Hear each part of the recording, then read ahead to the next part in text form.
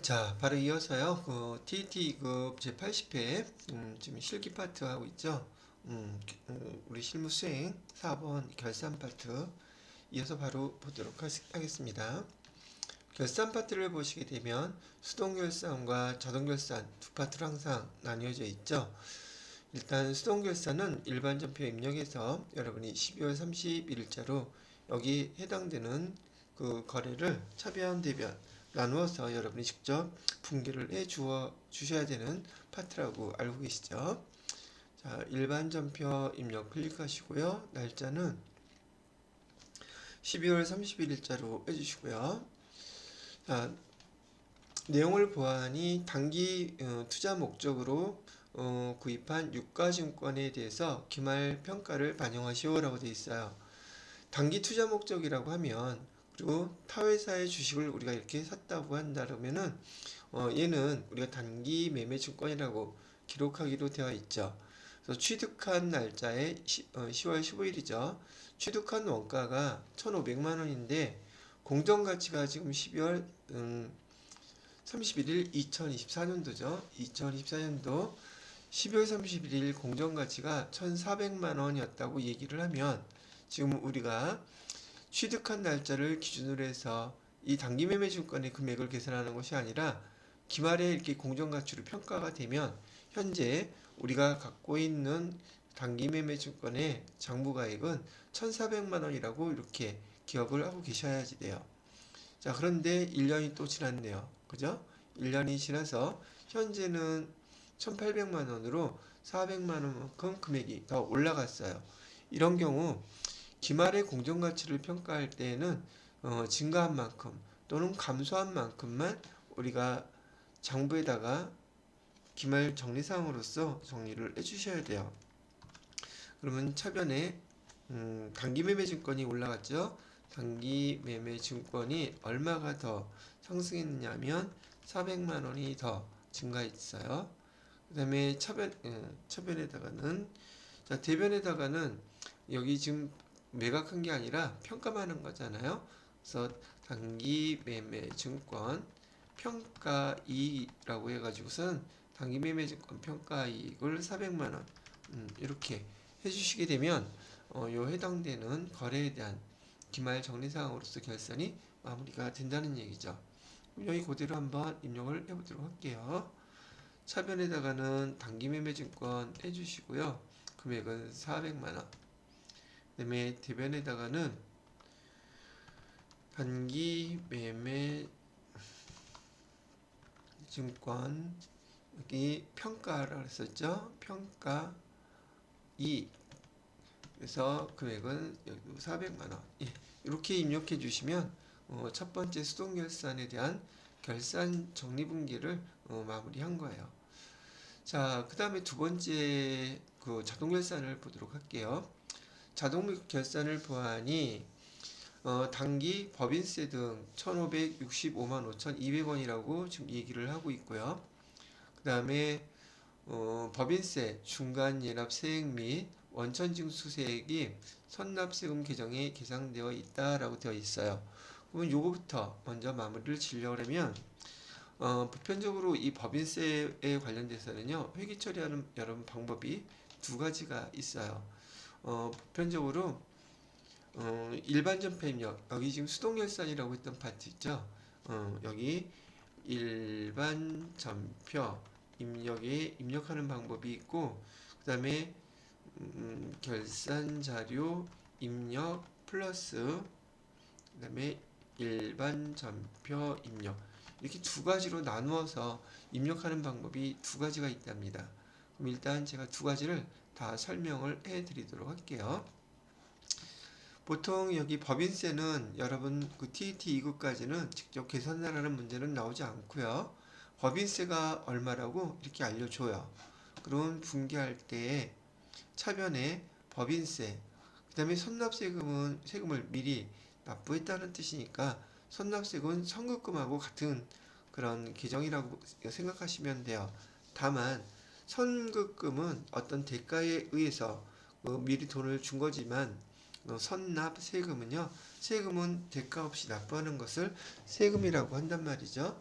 그래서 선납세금이라고 그 계정을 쓰는 것 뿐이지 선급금하고 의미는 계정은 유사하다고 보시면 되겠습니다. 그렇다면 선납세금 얼마가 좀 나갔는지를 알아야 되겠죠. 그래서 여기 재무상태표에서요 12월 달 것을 조회하시게 되면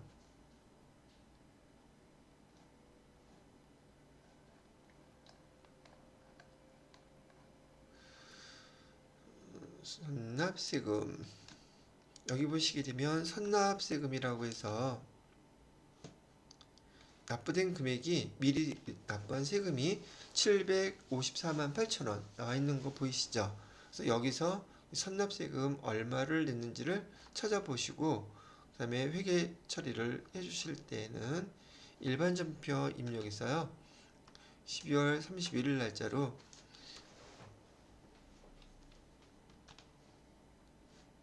차변에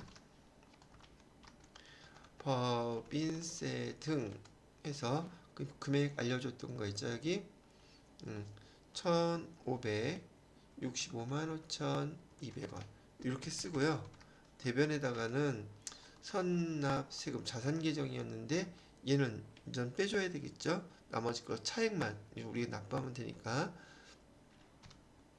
754만 8천원 이렇게 그리고 올해 해당되는 세금 1,560만원 중에서 이만큼은 우리가 1년 기중에 벌써 납부를 했으니까 납부할 때는 나머지 세금만 납부하면 되죠. 그런데 얘는 올해를 마감하는 12월 31일자로 지금 여기 계정을 개상해야 되기 때문에 이 시점에서는 미지급 세금이 되겠죠. 그래서 미지급금처럼 미지급 세금 해놓고 차익인 810만 1,200원 이렇게 12월 31일자로 일반 전표 입력에다 분계를 하게 되면 이 문제는 마무리가 되는 거예요. 되셨죠? 제 생각에는 일반 전표 입력에다가 이렇게 입력하는 것이 오히려 더 여러분이 요 선납세금 찾아서 대변에다가 쓰는 걸 안다면 이렇게 하는 게 훨씬 좀 수월할 거라고 생각이 들어요. 그런데 이렇게 하는 거 말고 이번에는 어떤 방법을 쓸 거냐면 여기 전체에서요 결산자료 입력을 불러갖고 오고요 1월부터 12월까지 조회한 다음에요 맨 밑으로 나가 보시게 되면은 여기 법인세 계상이라고 해서 넣는 칸이 있어요 그죠? 근데 지금 그 선납세금으로 해놓은 금액을 먼저 우리가 입력을 해야지 여기에 나머지 차액 자료가 뜨거든요 그래서 선납세금만 먼저 처리하는 방법을 설명해 드릴게요. 일반 전표 입력 12월 31일에서요. 아까 제가 차변에 법인세, 대변에 선납세금 이렇게 했는데 차변에 그 법인세를 불러오는 건 똑같아요. 법인세 조회를 하셔가지고 법인세 등 세금 처리하는 거에 돈 냈던 거 그래서 선납세금 금액만큼만 754만 8천원 이렇게 입력해 주시고요. 대변으로 아까 선납세금 빼주려고 했던 거 선납세금을 똑같이 754만 8천원 이렇게 빼줘서 조회되었던 선납세금만 처리하는 방법이에요. 그럼 얘는 선납세금만 법인세 비용 세금 낸 것만큼만 딱 계산해서 입력을 해주고 그 다음에 결산자료 입력에 가셔서요. 밑으로 쭉 내려보면 지금 방금 해놨던 법인세 등에서 선납세금 754만 8천원 요만큼만 빠져나갔죠.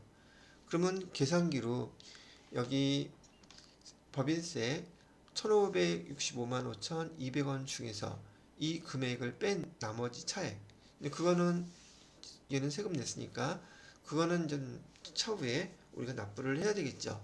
그 차액 금액이 아까 810만 1,200원 이렇게 됐단 말이죠. 그래서 여기 나타나 있는 표를 보시게 되면은 법인세 등에서 비용 처리한 거요. 그 다음에 우리가 차액 납부해야 될 거 두 개 합쳐진 것이 금액이 요 위에 법인세 등에서 요 금액이 여기서 주어진 금액하고 딱 일치하죠.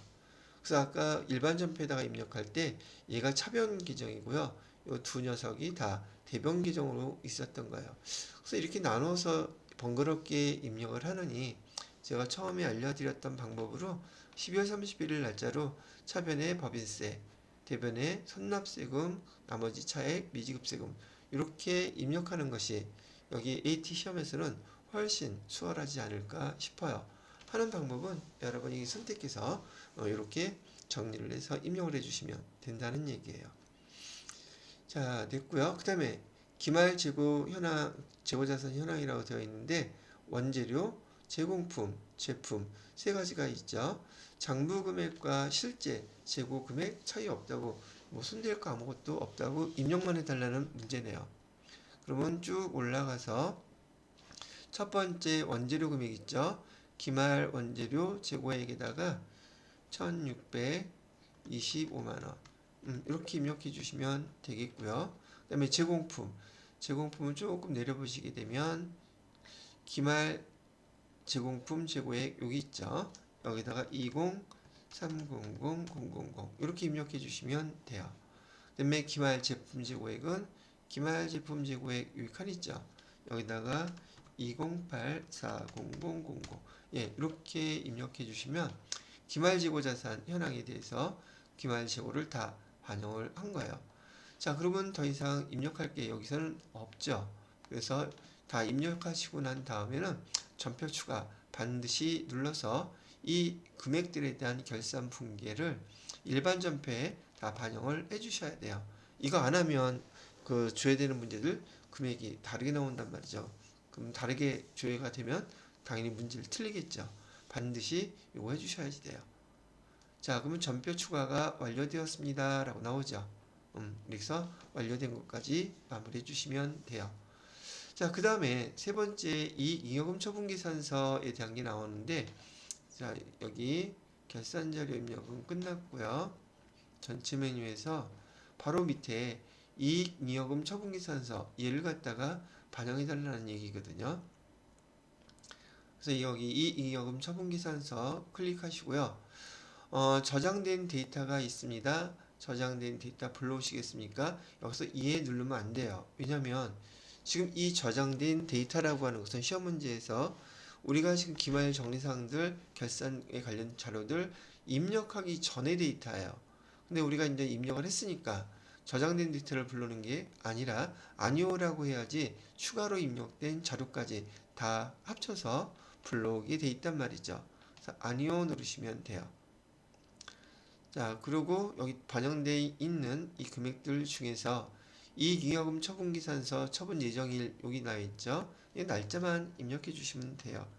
2026년 2월 28일. 그 다음에 전기 거는 2025년 2월 28일 거. 자, 이렇게만 입력해 주시면 돼요. 자, 그러면 설명 한번 먼저 읽어볼게요. 결산을 완료하고 이익잉여금 처분계산서에서 손익대체 분기하시오 그랬는데 좀 여기 날짜 처분 예정일과 단기거와 정기거 입력이 끝났죠. 그 다음에 손익대체 분기한다는 뜻은 지금 이 상황에서 더 추가적인 게 없기 때문에 여기 전표 추가를 여기서도 똑같이 눌러주셔야 돼요. 이 누르는 행위 자체가 클릭하는 순간 손익대체 분기가 다 이루어진다는 얘기예요. 자, 그 다음에 여기는 좀 말뜻을 알아들으라고 설명 마저 해드릴게요. 단, 이익잉여금 처분 내역은 없는 것으로 하고 이 이익잉여금을 처분하는 방법은요. 여기 있는 이 항목들이에요. 그 중에서도 대표적으로 여기 현금 배당, 주식 배당 이런 것들로 이익잉여금을 처분할 수 있고 법정 적립금이나 여기 임의적립금으로도 우리가 벌어놓았던 이 이익잉여금을 처분할 수가 있어요. 근데 여기서 처분하는 내역은 없는 것으로 하고 미처분 2월 이익잉여 전액을 2월 이익잉여금으로 이월하기로 한다 그랬는데 이게 무슨 말이냐면요. 여기 지금 우리가 자료를 입력을 다 끝내고 나와 있는 최종 여기 금액이 8억 8,100이라고 되어 있죠. 얘 이름이 미처분 이익잉여금이에요. 이 미처분 이익잉여금이 여기서 이런 전표 추가로 해서 마감이 되게 되면 이 금액 똑같은 것이 재무상태표로 가게 돼요. 재무상태표로 그 금액이 옮겨지는데 이익잉여금 처분계산서에서는 미처분 이익잉여금이라는 용어로 불리고 재무상태표에서는요 똑같은 내용이지만 얘를 2월 이익잉여금이라고 불러요. 그래서 재무상태표 있다가 요거 반영하고 난 다음에 가서 조회를 해보게 되면 거기도 똑같이 가로해 놓고 미처분 이익잉여금이라고 나와는 있지만 우리 회계 개정 과목으로는 2월 이익잉여금이라고 재무상태표에 표시된 것을 부른다 라고 이렇게 기억을 하고 계시면 되겠어요. 자, 그러면 8억 8,100 기억해 놓으시고요. 요거를 전표 추가를 눌러서 마감을 할게요. 그러면 일반 전표에 5건 추가되었습니다 라고 되어 있죠. 뭐 굳이 확인할 필요는 없고요. 자, 그리고 요 금액 미처분 2월 이익잉여금이요. 미처분 이익잉여금이 재무상태표에 어떻게 반영되어 있는지 봐드릴게요. 그리고 사실 요 금액에 대해서 이따가 평가 문제에서도 물어본단 말이죠. 맨 밑으로 가보시게 되면 얘는 자본 계정이기 때문에요. 여기에 미처분 이익잉여금에서 조금 전에 마감했던 금액 있죠.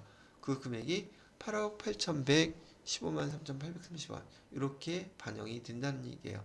얘가 여기 써있기는 미처분 이익잉여금이라고 써있기는 하지만 우리 재무상태표에서는 미처분 이익잉여금을 2월 이익잉여금이라고 부른다는 거. 그래서 여기 2월 이익잉여금으로 2월 할 거. 이 말이 바로 재무상태표로 그 금액을 반영시켜 주세요. 근데 아까 그 전표 추가를 누르지 않으면 이 금액이 반영되지 않는단 말이죠. 그러면 조회하는 평가 문제에서 요거 물어봤을 때 그렇게 마감을 안 해놨으면 금액이 당연히 달라지겠죠. 틀렸다고 한단 말이죠. 자, 여기까지 설명을 드렸고요. 여기 이제 해당되는 거 평가 문제 한번 쭉 질문하는 거에 대해서 답을 해보도록 하자고요. 평가 21번 문제는 경비 등 송금 명세서 조회하라 그러죠. 제가 아까 이거 물어본다 그랬었죠. 자, 그래서 여기 그대로 놔뒀어요. 경비 등 송금 명세서에 반영되는 은행 코드 번호 3자리 물어봤어요. 여기 요거 물어본 거예요. 우리은행의 코드 번호는 020, 이 3자리를 답해 주시면 됩니다. 자, 그 다음에 22번 문제를 보시게 되면 얘는 더 이상 물어볼 거 없겠죠. 저장하고, 자, 이번에는 일개표, 월개표에서 조회해서 답을 해달라는 문제네요. 그러면 전체 메뉴에서 일개표, 월개표 클릭해 주시고요. 날짜는 2월에 발생한 이라고 되어 있네요. 그래서 일개표, 월개표에서는 여기 일개표인 경우에 조회할 때 월, 일, 날짜 기준으로 조회할 때는 이렇게 일개표에서 조회하시는 게 편하실 거고요. 여기처럼 월 단위로 조회를 할 때는 월개표에서 조회하시는 게 훨씬 편해요. 그래서 2월에 발생한 거라고 했으니 2월 이렇게 조회를 하시고요. 그 다음에 판관비 기존 과목별로 옳지 않은 거 물어보고 있네요. 여기서 천천히 밑으로 쭉 내려가 보면 여기 판관비라고 보이시죠? 판관비 여기까지. 이 판관비에서 각 계정 과목별로 옳지 않은 걸 찾아봤네요. 복류생비 어딨나? 복류생비는 여기 있죠. 복류생비는 87만원. 맞네요. 접대비 기업 업무 추진비라고 되어 있죠. 여기 있네요. 459만원. 이것도 맞네요. 임차료. 임차료는 여기 있죠.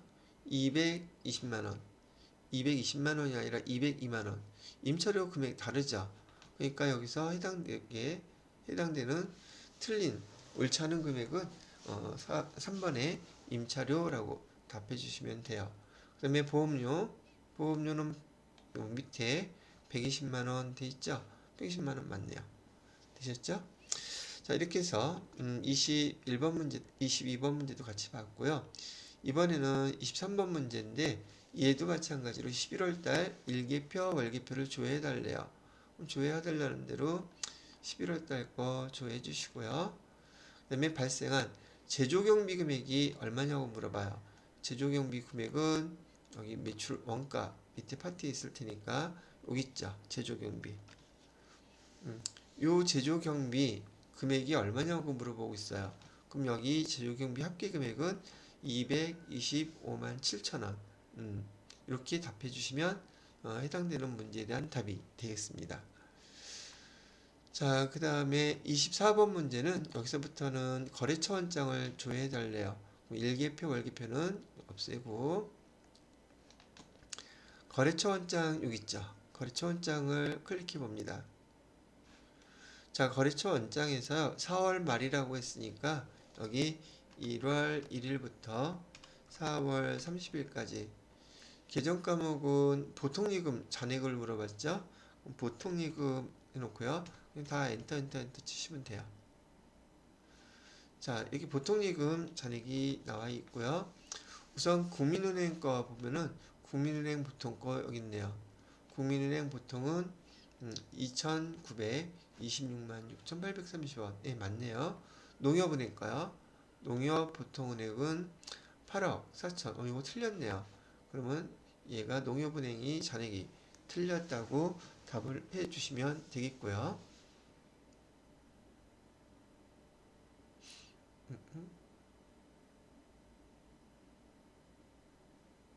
잠깐 여기 잔액이 뭐가 잘못됐나? 일치하는 것은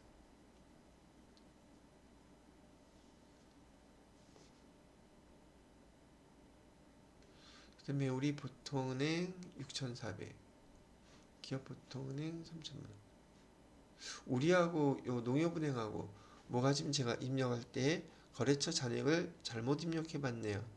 요거 잠깐 제가 조회하고서 설명 다시 이어갈게요. 자, 일단 잔액이 지금 틀려 있는 걸 제가 찾아봤는데요. 일단 제가 보니까 요거 금액 지금 그 보통예금 통장에 대한 거래처로 화수가 나온 거 요거부터 먼저 찾아봤거든요. 일단 제가 입력할 때 아까 우리가 메인 매출 전표 입력해서 그 계약 해지와 관련돼서 수정세금계산서 발급했었잖아요. 수정세금계산서에서 여기 계정을 보게 되면 보통예금에서 330만 원 빼주면서 여기 거래처를 갖다가 화수로 해놨어요. 제가 이래서 보통예금 통장에 관련된 것들은 항상 이거 주의하라고 얘기를 하면서도 저도 얘기하다 보니까 여기 또 빼먹었네요. 여기다가 농협 은행 보통예금 계좌로 이거를 반영을 해줘야지 돼요. 이렇게 그죠? 반영된 상태에서 메인 매출전표 입력을 없애놓고 여기 재무상태편이 한번 다 닫아볼게요. 혹시 이게 반영돼서 그랬었나 싶어가지고요. 일단 다 닫아놓고 거래처 원장을 다시 한번 조회를 해볼게요. 거래처 원장은 3월 말 현재라고 그랬으니까요. 1월 1일부터 3월 30일 보통예금 그래도 금액이 조금 차이가 있긴 하네요.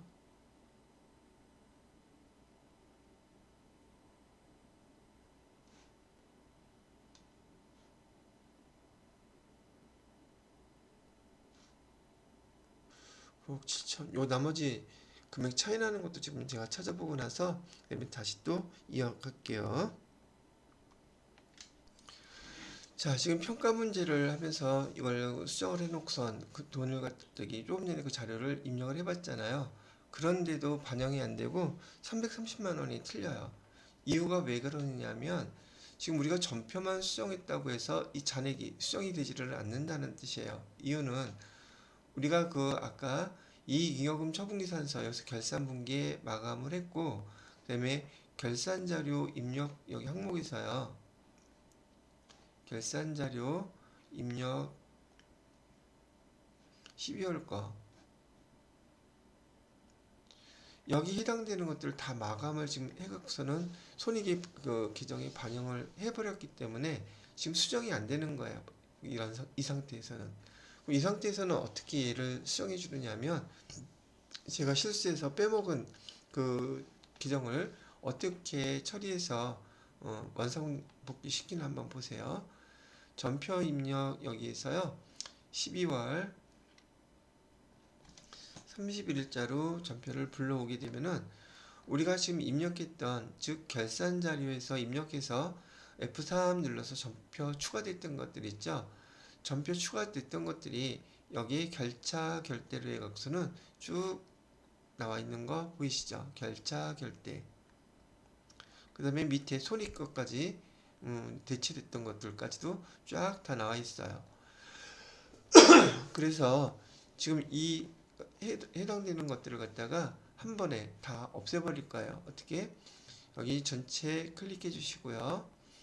그런데 여기 단기매매증권하고 법인세 선납세금은 우리가 수동전표 입력으로 입력했던 것들이죠. 그리고 여기 결차 결대됐던 것부터 여기 다 한꺼번에 삭제를 눌러주시는 거예요. 그래서 확인 누르시면 되고요. 그럼 다 지워졌죠.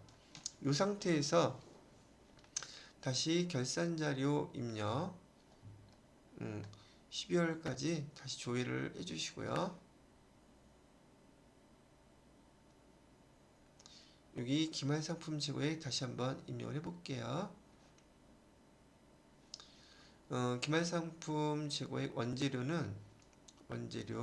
재고에 1625만원. 실무에서는 이렇게 결산 마감했다가 금액이 틀려지는 경우가 아주 많아요. 그래서 다 마감했다 할지라도 또 수정해주는 경우도 계속 발생하기 때문에 덕분에 이렇게 제가 지금 처리하는 것처럼 하는 거 배우신다 생각하고 참고로 봐주세요. 300 이렇게 기말상품 재고에 20840000 자 이렇게 입력하고 아까 이거 이쪽이 아니라 입력하시고 더 이상 결산자료 입력할 거 없으니까 그냥 전표 추가 누르라 그랬었죠. 전표 추가 다시 하는 거예요. 자 그 다음에 두 번째로는 이익잉여금 처분기산서 요거였었죠. 요것도 다시 불러올게요. 이익잉여금 처분기산서 자 데이터 아니오라고 누르고 반영해야 되겠죠. 그랬더니 금액이 바뀌었죠. 889로 자 이렇게 하고 똑같이 여기다 처분 예정일 2026년 2월 28일 입력해 주시고요. 2025년 2월 28일 이렇게 한 다음에 여기다가 다시 전표 추가를 누르겠습니다. 자 그러면 이렇게 손익대체분기가 다 마무리가 됐고요. 그러면 제대로 이제 반영됐는지 여기 거래처원장을 다시 한번 조회를 해볼게요. 그리고 날짜는 1월 1일부터 3월 31일 보통이금 그래도 반영이 안 됐네.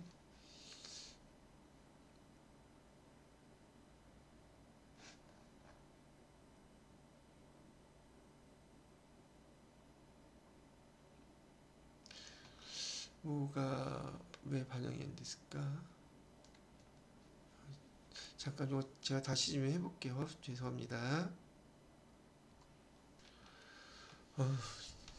제가 뭐가 잘못됐는지 이거 찾아봤더니 제가 착각을 해가지고 여기 보통리금 입력했을 때 여기 그 우리은행 보통이라고 되어 있던 걸 농협으로 해서 계속 그 330만 원이 차이가 났던 거예요.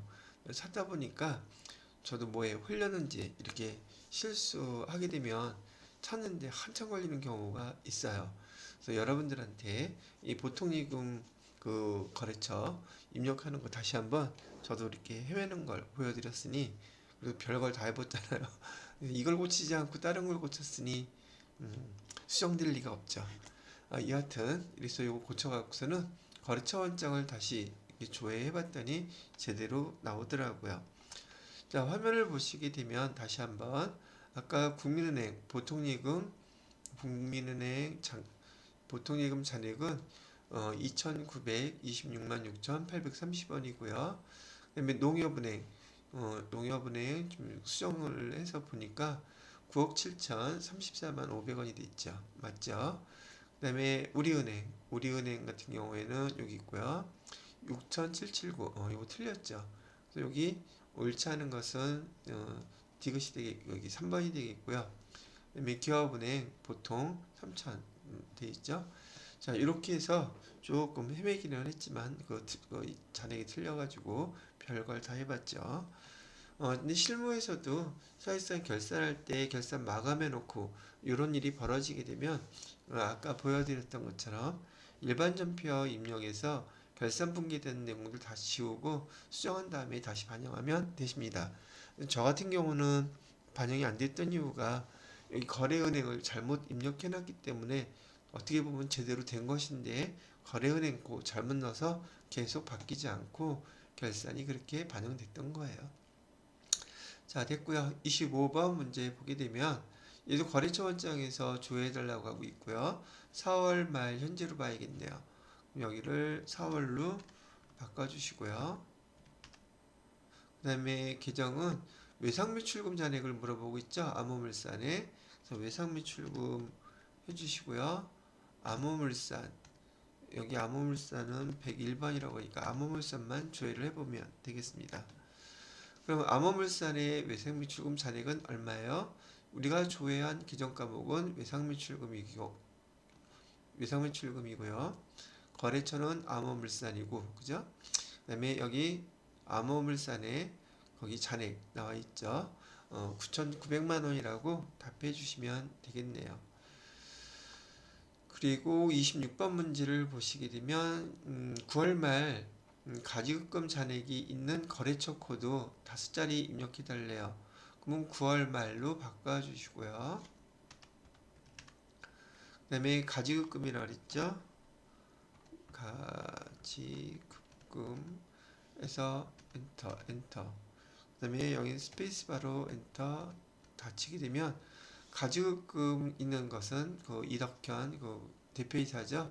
거기 잔액 코드 잔액 275만 원 요거 있어요. 문제에서 가지급금 잔액이 있는 거래처 코드 5개 여기 이덕현의 거래처 코드 여기 15002라고 요거를 입력해 주시면 되는 문제죠. 그죠?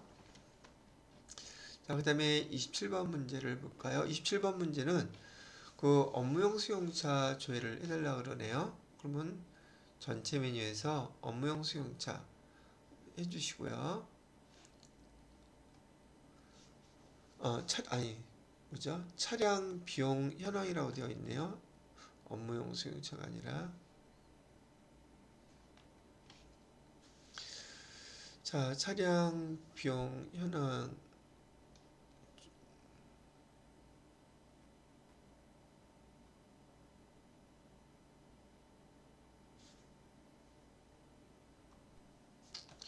여기 보시게 되면 차량 비용 현황이라고 업무용 수용차 들어가 있죠. 요거 클릭해 달라는 얘기고요.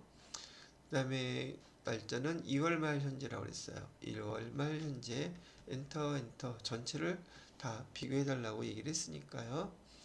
자, 그래서 유류비 2월 말 현재 업무용 수용차 공에서 두 번째 2개 있죠. 전체 차량에 대한 구분별 금액으로 옳지 않은 것은 이라고 물어봤어요. 그래서 유류비라고 해서 유류비는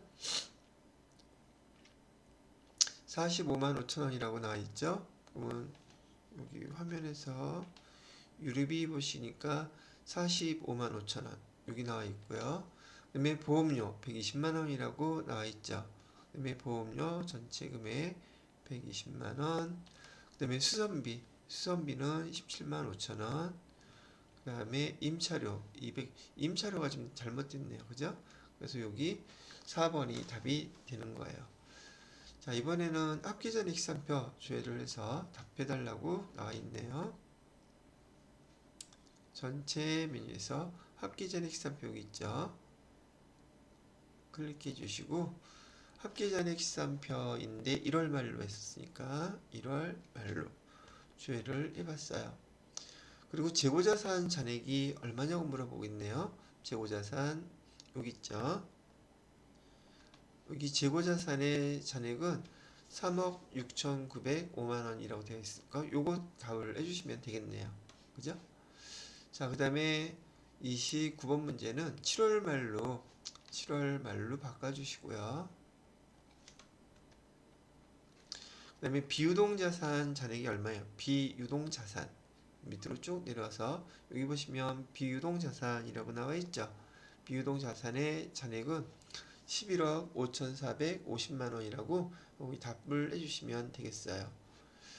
자, 그 다음에 30번 문제는요. 학계전액시장표에서 12월 말 현금 잔액을 물어보고 있네요. 얘를 12월로 바꿔주시고요. 현금 잔액 물어봤으니 여기서 현금 잔액 여기 있죠. 6억 5,100 3850원이라고 요거를 답해 주시면 해당되는 문제에 대한 답이 된다는 얘기죠. 되셨죠? 자, 그 다음에 31번 문제를 보니까 이번에는 손익계산서에서 답을 해달라는 문제죠. 다 닫고 손익계산서 클릭하시고요. 여기 12월 말이라 그랬어요. 12월로 조회를 하셔야겠죠. 그리고 소모품 B라고 그랬어요.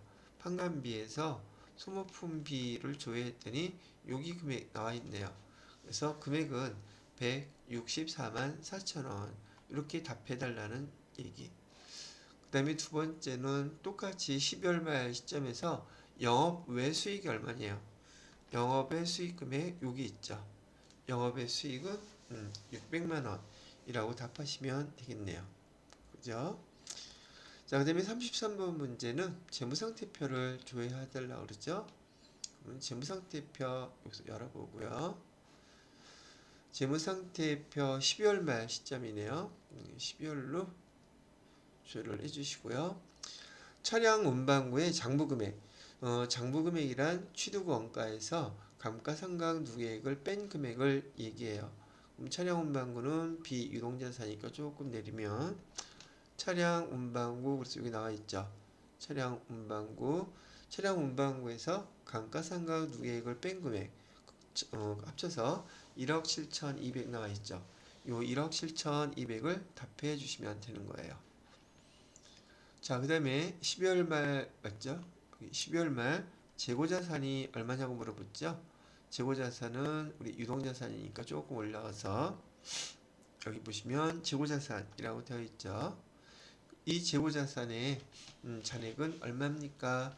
2억 4,495만 원이라고 답하시면 돼요. 자, 그 다음에 재무상태표에서 12월 말 현재로 아까 말씀드렸던 2월 이익잉여금 이익잉여금 처분계산서에서는 미처분 이익잉여금으로 물어봤었죠. 그래서 여기를 쭉 내려보시게 되면 미처분 이익잉여금에서 8억 8,100 15만 3천원 나와 있는 15만 3,380원 나와 있는 요 두 번째 게 잔액으로 올바른 금액이네요. 자, 이렇게 해서 여러분들하고 그 재무회계와 관련된 문제 35번까지 같이 풀어봤어요. 자, 잠깐 멈춰놨다가 실무수행 네 번째 거 근로소득 관리를 갖다 같이 해보도록 하겠습니다.